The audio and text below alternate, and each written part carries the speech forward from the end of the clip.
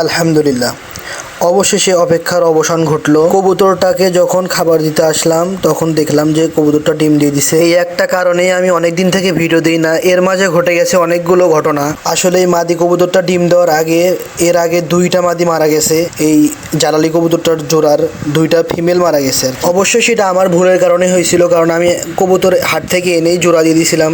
এটা ভুল ছিল, কারণ কবুতর এনেই জোড়া দিবেন না, আগে কবুতর 10-15 দিন অবজারভেশনে রাখবেন আলাদা করে, তখন কবুতরটা হিটে আসবে, তখন কবুতরটা জোড়া দিবেন, তখন সাথে সাথে জোড়া নিয়ে নেবেন। তো মাদি কবুতর 2টা মারা যাওয়ার পর আমার মন মানসিকতা অনেক খারাপ হয়ে যায়। পরবর্তীতে আমি আর ভিডিও দিই না। পরে এক পর্যায়ে ভাবলাম যে কবুতরই পালবো না, বাট নর কবুতরটা পাগলার মতো শুধু ডাকাডাকি করে সারাদিন, তাই কি আর করব, ভাবলাম যে ওর জন্য একটা মাদি এনেই দিই এবার লাস্ট, এরপরে আর কোনো হবে না। তো আলহামদুলিল্লাহ শেষ পরিণতি তো আপনারা দেখতেই পাচ্ছেন।